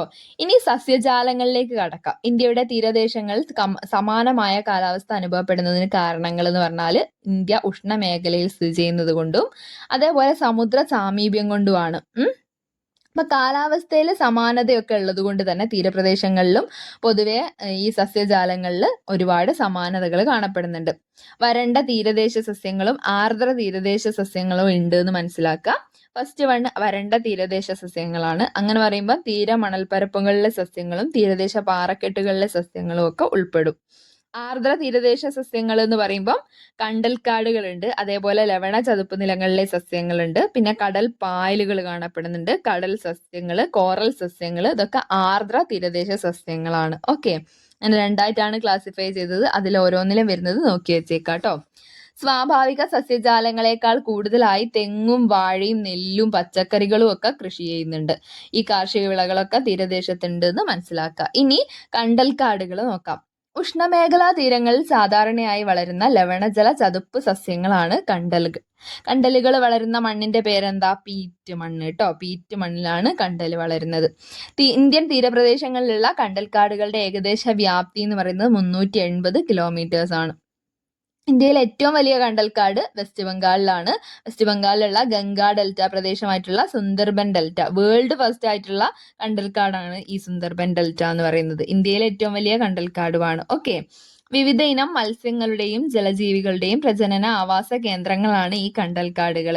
ചുഴലിക്കാറ്റ്, സുനാമി തുടങ്ങിയ പ്രകൃതി ദുരന്തങ്ങളിൽ നിന്നും കണ്ടലുകൾ തീരദേശത്തിനെയും ജനങ്ങളെയും ഒക്കെ സംരക്ഷിച്ചു പോരുന്നു. പിന്നെ തീരദേശ ആവാസ വ്യവസ്ഥയുടെ നിലനിൽപ്പിനെ സ്വാധീനിക്കുന്ന പ്രധാനപ്പെട്ട ഘടകമാണ് കണ്ടൽ എന്ന് പറയുന്നത്. കണ്ടൽ ദിനം ഓർത്തു വെച്ചേക്കുക, ജൂലൈ 26 2016 മുതലാണ് നമ്മൾ അന്താരാഷ്ട്ര കണ്ടൽ ദിനം ആചരിക്കാൻ തുടങ്ങിയിട്ടുള്ളത്. ജൂലൈ 26 ഓക്കെ, ജൂലൈ 26 അന്താരാഷ്ട്ര കണ്ടൽ ദിനം. ഇമ്പോർട്ടന്റ് ആണ്. ഇന്ത്യയിൽ ഏറ്റവും കൂടുതൽ കണ്ടൽക്കാടുകളുള്ള സംസ്ഥാനം എന്ന് പറയുകയാണെങ്കിൽ വെസ്റ്റ് ബംഗാൾ ആണ്. നമ്മൾ പഠിച്ചു. കേരളത്തിൽ ഏറ്റവും കൂടുതലുള്ളത് കണ്ണൂരാണ്. ധർമ്മടം ദ്വീപ് കണ്ണൂർ ജില്ലയിലാണ്. അവിടെയൊക്കെ കൂടുതലായിട്ടും കണ്ടൽക്കാട് കാണപ്പെടുന്നുണ്ട്. ഈ തീരദേശത്തുള്ള ധാതു നിക്ഷേപം പഠിക്കാം. ഇരുമ്പയിരും മാംഗനീസും ബോക്സൈറ്റ് ഒക്കെയാണ് തീരദേശത്ത് പ്രധാനപ്പെട്ട ധാതുക്കളായിട്ട് അടങ്ങിയിട്ടുള്ളത്. ഇതൊക്കെ ഇരുമ്പയിര്, മാംഗനീസ്, ബോക്സൈറ്റ്. തീരദേശ കരിമണലിൽ നിന്നും ആണവയിന്ധനമായിട്ടുള്ള യുറേനിയം വേർതിരിച്ചെടുക്കാൻ ഉപയോഗിക്കുന്ന ധാതുവാണ് മോണോസൈറ്റ്. കൊല്ലം ജില്ലയിലുള്ള ചവറയിലും ഒഡീഷയിലും തമിഴ്നാട്ടിലും ഒക്കെ തീരങ്ങളിലൊക്കെ കരിമണൽ നിക്ഷേപത്തിൽ മോണോസൈറ്റ് അടങ്ങിയിട്ടുണ്ട്. അപ്പൊ കൊല്ലം ജില്ലയിലാണ് മോണോസൈറ്റ്.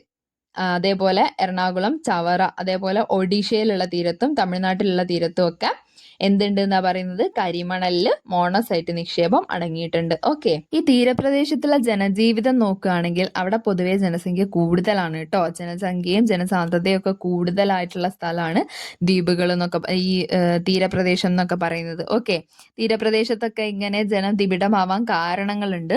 ഒന്നാമത്തെ കാരണം അവിടുത്തെ മിതമായ കാലാവസ്ഥ തന്നെയാണ്. ആൾക്കാർക്ക് അനുകൂലമായിട്ടുള്ള കാലാവസ്ഥയാണ് അല്ലെ. അപ്പൊ അവിടെ ആളുകൾ തിങ്ങി താമസിക്കുന്നുണ്ട്. പിന്നെ കൃഷിക്കും പിന്നെ ഗതാഗത വികസനത്തിനും ഒക്കെ അനുയോജ്യമായിട്ടുള്ള സമതല ഭൂപ്രകൃതിയാണ് കാണപ്പെടുന്നത്. പിന്നെ കൃഷി, മത്സ്യബന്ധനം, ടൂറിസം ഇതൊക്കെ തൊഴിൽ സാധ്യതകളാണ്. ഇപ്പൊ തീരപ്രദേശത്ത് ആളുകൾ വരാനുള്ള ഒരു കാരണമാണ് അവിടെയുള്ള തൊഴിൽ സാധ്യത. ഓക്കെ, പിന്നെ ജലലഭ്യത, അതേപോലെ ധാതു നിക്ഷേപം, വ്യവസായം ഒക്കെ റീസൺസ് ആണ്. ഇനി ഇന്ത്യയിലെ തീരസമതലങ്ങൾ സ്ഥിതി ചെയ്യുന്ന മെട്രോ നഗരങ്ങളാണ് മുംബൈ, ചെന്നൈ, കൊൽക്കത്ത ഒക്കെ. പിന്നെ ദേശീയ ശരാശരിയേക്കാൾ കൂടിയ ജനസാന്ദ്രത ഉള്ള ഒരു പ്രദേശമാണ് ലക്ഷദ്വീപ്. പക്ഷെ ആൻഡമാനിൽ അത്ര ഇല്ല കേട്ടോ. ആൻഡമാനിൽ ജനസാന്ദ്രത കുറവാണ് പൊതുവെ. ഓക്കെ, ഇനി ഈ തീരദേശത്തുള്ള സാമ്പത്തിക പ്രവർത്തനങ്ങൾ നോക്കുകയാണെങ്കിൽ കൃഷി, മത്സ്യബന്ധനം ഇതൊക്കെ തന്നെയാണ് മെയിൻ ആയിട്ട് പ്രധാനപ്പെട്ട വ്യവസായങ്ങൾ എന്ന് പറഞ്ഞാൽ ഒന്ന് ധാതു അധിഷ്ഠിത വ്യവസായങ്ങളൊക്കെ സ്ഥിതി ചെയ്യുന്നുണ്ട്. അതേപോലെ കപ്പൽ നിർമ്മാണം, മത്സ്യ സംസ്കരണം, ഉപ്പ് നിർമ്മാണം ഇതൊക്കെ തീരപ്രദേശത്തുള്ള വ്യവസായങ്ങളാണ്. ഓക്കെ, വിനോദസഞ്ചാരവും ഇവിടെയുള്ള പ്രധാനപ്പെട്ട ഒരു തൊഴിൽ മേഖലയാണ്. അതേപോലെ തീരദേശ വ്യവസായ പുരോഗതിക്ക് തുറമുഖങ്ങളെ പങ്ക് ഇമ്പോർട്ടൻ്റ് തന്നെയാണ്. നമുക്കിപ്പോൾ വിഴിഞ്ഞം തുറമുഖമൊക്കെ വന്നിട്ടുണ്ട് അല്ലേ. അപ്പൊ അതൊക്കെ ഒരു ഇമ്പോർട്ടൻ്റ് ആയിട്ടുള്ള കാര്യമാണ്. പിന്നെ വ്യവസായ ഉൽപ്പന്നങ്ങളും അസംസ്കൃത വസ്തുക്കളും ഒക്കെ കയറ്റുമതി ചെയ്യുന്നതിനും ഇറക്കുമതി ചെയ്യുന്നതിനും ഒക്കെ തുറമുഖങ്ങൾ വഴി, അതായത് അവിടെയൊക്കെ തൊഴിൽ സാധ്യതയാണ് കാണുന്നത്. ഓക്കെ, അവസാനമായിട്ട് തീരദേശങ്ങൾ നേരിടുന്ന വെല്ലുവിളികളും കൂടി നോക്കിയിട്ട് അവസാനിപ്പിക്കാം. സുനാമി, കൊടുങ്കാറ്റ് തുടങ്ങിയ കടൽ സംബന്ധമായ പ്രകൃതി ദുരന്തങ്ങൾ ഒന്നാമത്തെ വെല്ലുവിളിയാണ്. പിന്നെ ആഗോള കാലാവസ്ഥാ മാറ്റത്തിന്റെ ഭാഗമായി കടൽനിരപ്പ് ഉയർന്നു വരുന്നുണ്ട്. അപ്പൊ ദ്വീപുകളൊക്കെ മുങ്ങിപ്പോവും, നമ്മൾ നേരത്തെ പറഞ്ഞു. അതൊരു ഇമ്പോർട്ടൻ്റ് ആയിട്ടുള്ള വെല്ലുവിളിയാണ്. അതേപോലെ കടൽക്ഷോഭം, തീരം കടലെടുക്കുന്നത് ഇതൊക്കെ സംഭവിച്ചു കഴിഞ്ഞാൽ അവിടെയുള്ള ജനജീവിതം ദുർഘടമാവുകയാണ്. ഓക്കെ, അപ്പൊ ഇത്രയാണ് വെല്ലുവിളികൾ. ഓക്കെ, മനസ്സിലാക്കാം. ഇനി ഇത്രയാണ് നമുക്ക് ഈ ചാപ്റ്ററിൽ പഠിക്കാനുള്ളത്. അപ്പം തീരങ്ങളിലൂടെ എന്നുള്ളതിൽ നമ്മൾ അവസാനത്തെ തീരപ്രദേശങ്ങളും ദ്വീപുകളും എന്നുള്ള ഭൂപ്രകൃതി വിഭാഗത്തിനെ കുറിച്ചും കൂടി പഠിച്ചു കഴിഞ്ഞു. അതോടെ ജോഗ്രഫിയിലുള്ള അവസാനത്തെ പാഠം നമ്മളിവിടെ കംപ്ലീറ്റ് ചെയ്യാണ്. അപ്പോൾ ഓക്കെ ഫ്രണ്ട്സ്, താങ്ക് യു.